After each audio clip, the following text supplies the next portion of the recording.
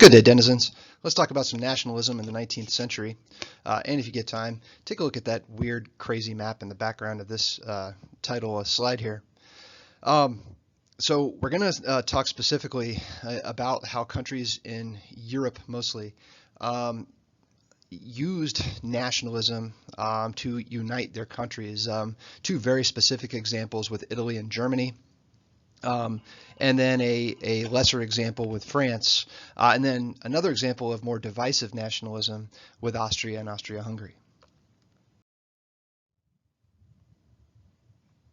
Okay, so some of the main leaders of these nationalistic efforts, Giuseppe Mazzini, who led a group called Young Italy Italy, was one of the more intellectual founders of Italian unification.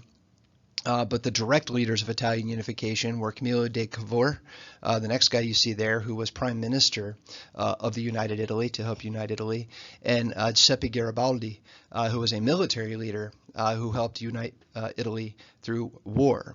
And then you see Otto von Bismarck. Bismarck is going to become the great Chancellor, first of all, of Prussia. Chancellor's like a prime minister, and he is going to lead the unification effort of Germany.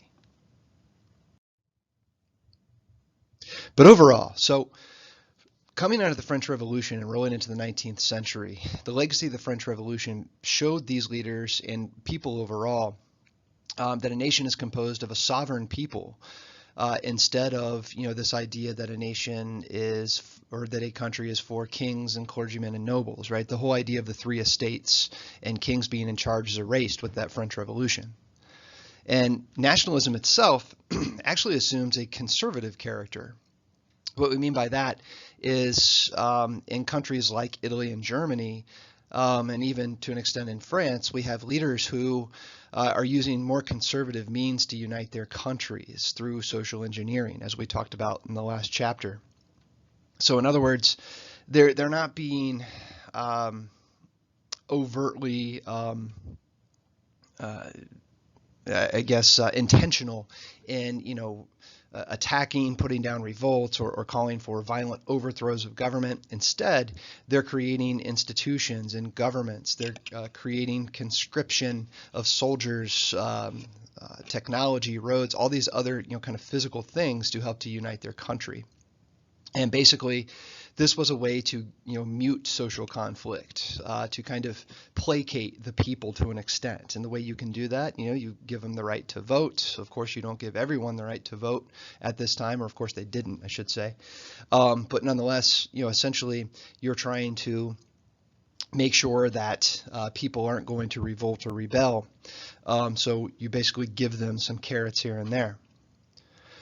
And these nationalists like Bismarck, like Cavour, even like Napoleon III, they believed that political boundaries should reflect a people's history and territory and culture and traditions, which makes sense.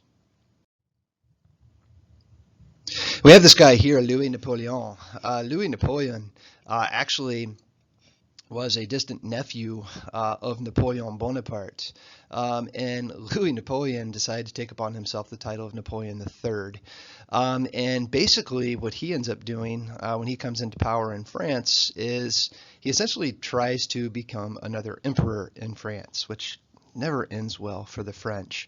But one of the big things he did was he used universal male suffrage. In other words, give all males the right to vote, including especially working males. And this helps to kind of keep the masses happy and make them feel like they are part of the country. And two, he really tried to ally himself with the peasants and even the bourgeoisie against anybody who was overly radical, anybody who wanted to commit to things like communism or even socialism. So basically, this is how he tried to strengthen his state of France.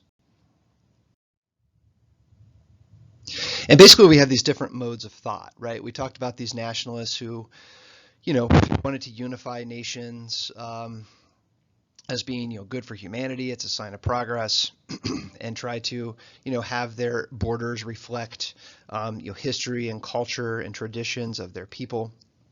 But you had different approaches to this. You had a more conservative approach. Conservatives like Bismarck, they still favored monarchy and empowerment of noble classes, right? But still giving a little bit to the masses, like the right to vote, for example, or even in Germany's case, Social Security. You had more liberal folk who believed in complete laissez-faire capitalism, allowing property owners to vote. And you also had people who were more radical, who called for universal suffrage, who didn't necessarily want a republic, but instead wanted a revolution to overthrow the bourgeoisie and commit to communism after reading their Communist Manifesto and some other stuff from Karl Marx. And two, the nation state itself. It also contributes to imperialism, because once a nation state is united, another way to keep people patriotic, proud of their country, and in the mode of following the leadership is to have empires overseas, because that is seen as a point of strength and a point of pride. So we're going to see a lot of these nation states doing that, taking over territories overseas. And another major line of thought that pervades Europe during this time in the early 1800s, well into the middle of the century, is something called Romanticism. And Romanticism kind of lies underneath these, political ideologies. The Romantics, people like Charles Dickens, these people, some of them were radical, some of them were nationalists, some of them were a little bit more conservative. But the big thing with them is that they're artistic and intellectual, and that's what this movement is about. And they're trying to get away from ideas within the Industrial Revolution and the society that's created from that, a society that is based on materials and material wealth, right? Romanticists or romantics thought that there was more to life than owning a bunch of stuff, right? And in the United States, there's a similar movement called Transcendentalism with people like Henry David Thoreau and Ralph Waldo Emerson, where these people are trying to find another avenue and another experience for life that is outside of just these kind of mundane, scientific foundations and these kind of materialistic existences. These people wanted to connect with nature and with earth and with other people in a more spiritual and emotional way. And they were excited about the idea of revolution, but the logistics of revolution, actually carrying out a revolution and having to do the blood, death, and killing of revolution, that's when they kind of fell short. And a lot of their writings reflected, the situation of the poor and the working class, especially those in factories, because they felt sorry for these people. They saw that these people needed help. And some of these writers like Mary Shelley, Lord Byron, Victor Hugo, Herman Melville, Henry David Thoreau, Charles Dickens, all of these people are members of this romantic era, as well as we have, music coming out at this time, like Ludwig van Beethoven. His music is part of this romantic era. And artists like Vincent van Gogh. And some of these people were libertines. Libertine is somebody who acts without moral restraint. They consider themselves a free thinker, and they try to defy anything that is established, especially like established religious faiths, established governments, established traditions, and they think that they are kind of raging against the machine to create something original. And one of my favorite paintings of all time from this era, we'll talk about this. Beautiful painting. Okay, so our two nationalist examples here, Germany and Italy. So some of the similarities here. First of all, by the late 19th century, as we move into the 1860s, 1870s, and 80s, liberals and conservatives really are kind of in an alliance, agreeing with each other. Where nationalism was really going to be more conservative, right? These guys weren't going to commit to communism or socialism or this type of radical existence. And both Germany and Italy had strong prime ministers running the show. For the Prussians, it was the conservative prime minister or chancellor, Otto von Bismarck. And in Piedmont, which is actually the province within the broader region of Italy that's going to lead the unification of Italy, is Camilo de Cavour, and he's the prime minister there. And basically what these guys do is they exploit or take advantage of nationalism, nationalist sentiment, to create the modern nation states that they will create, Germany and Italy. Both are going to use war to unite their countries. Both are going to use nationalism to strengthen the state and to dampen or put down radicalism. And both of them become very strong powers, especially Germany, who are able to compete with the likes of Britain and France, some well-established countries. And unification of these places brings a lot of economic growth, especially for Germany. So the nationalism itself, in 1848, there's a huge outbreak of revolutions across Europe. 1848 is this threshold year where there are revolutions in France, uprisings in Belgium and the Netherlands, even in the German provinces.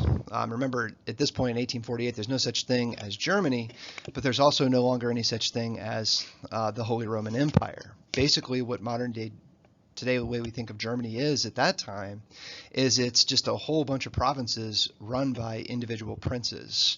And the strongest of those provinces, the strongest of those states is Prussia. And what we also see with nationalism during this time, literacy is going to greatly expand because you have the periodical press. People are reading. People have more access to printed materials. The cost of printed materials goes down greatly because of things like the press, the penny press, as they call it in the United States, where you can publish newspapers very, very cheaply.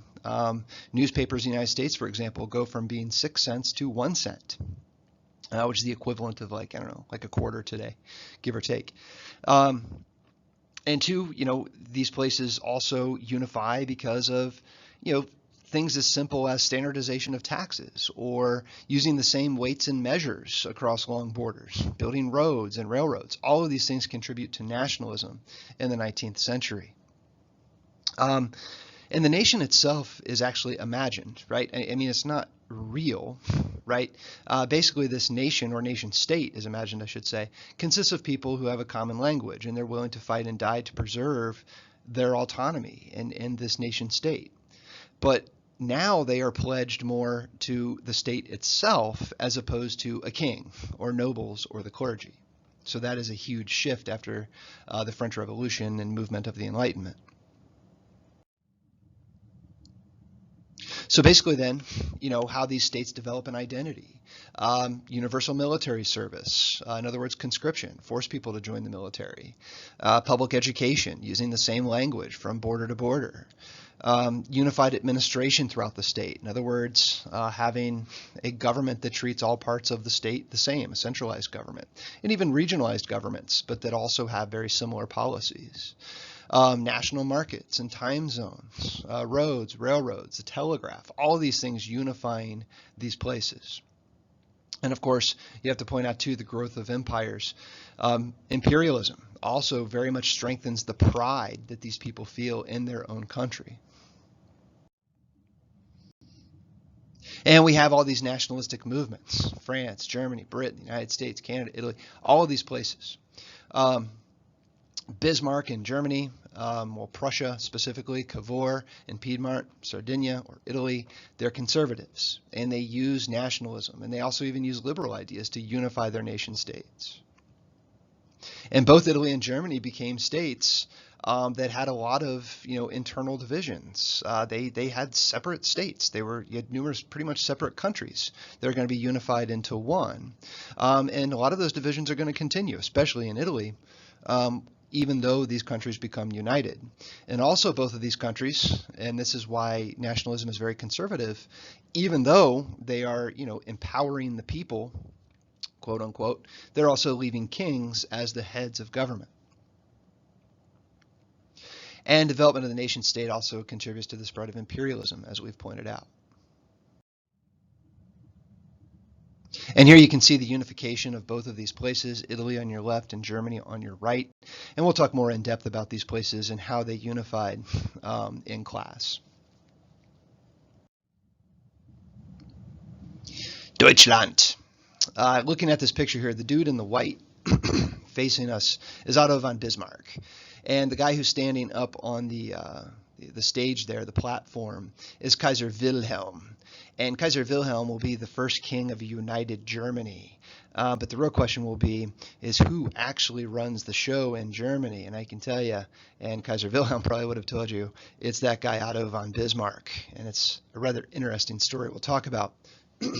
But overall, the way that Bismarck was able to unite Germany is through war. Well, war and paying people off. But with war, he's going to create a series of 3 wars that are going to allow Germany to unite, and we'll talk about each of these. But the last of these major wars is the Franco-Prussian War. In other words, the French War and Prussia War, where basically Prussia, with an alliance of other Germanic states, basically invades France and bombards Paris and unfortunately kills a whole lot of French folk. Bismarck saw this as necessary to prove that Germany could be united because France did not want a unified Germany. We'll talk more about this, like I said, in class. And you can watch some Bismarck drama. We'll also check out some Bismarck drama in class. But Bismarck had some key policies. One policy he called blood and iron. Basically, he said, look, Germany has to be united through a couple of things. War, we have to take care of our outside opponents who don't want us to unify. And industry, got to industrialize. And that's how you'll unify Germany. And Bismarck was also a practitioner of something called Realpolitik.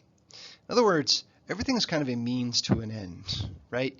You carry out certain policies regardless of their moral or ethical value, understanding that there is a larger purpose, right?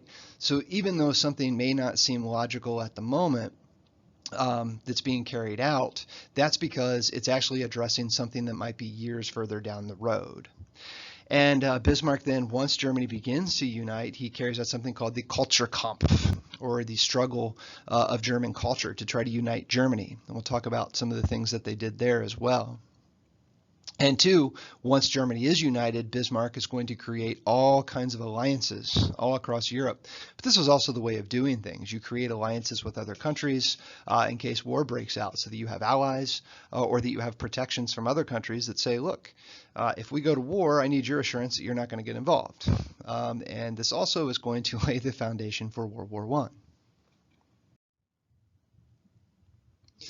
And, looking at these places, both Italy and Germany, neither state really had a broad franchise, in other words, the right to vote. That being said, they did give some people the right to vote, especially, property owners and higher level working class folk. But the other big thing that Germany does is it creates the first welfare state. In other words, a social security system. We'll talk more in depth about this as well. But, both Italy and Germany are still going to be divided because even though we have, universal Italian language or German language, we still have divisions, regional divisions, that are going to be difficult to overcome. And Bismarck is going to have to carry out his Kulturkampf because really in Germany, one of the big issues is the differences within Christianity. Some being Protestant, like in Prussia, but others, especially in southern Germany, being more Catholic. Now, in other places, like in Austria, nationalism is not so friendly. There you see Franz Joseph of Austria. Yes, he is a Habsburg.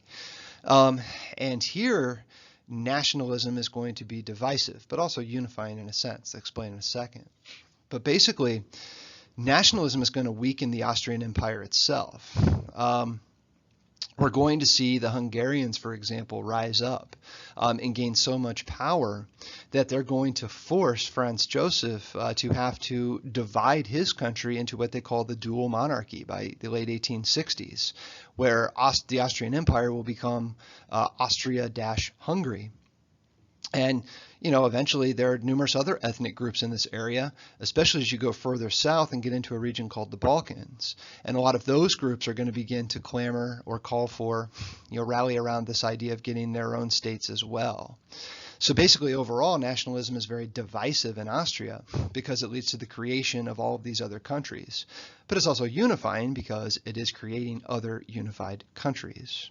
And we also see the Irish really beginning to revolt against the British during this time as well, as we've talked about, for example, with the Great Potato Famine, but other revolts in terms of the Irish wanting their own autonomy and even committing to acts of terrorism as we roll into the 20th century. And there you can see what Otto von Bismarck called the powder keg of Europe. What is a powder keg? And Bismarck said, "I won't live to see it, but there will be a great war." He was right, he didn't live to see it. "And it will start over some darn thing in the Balkans." You know what? He was right.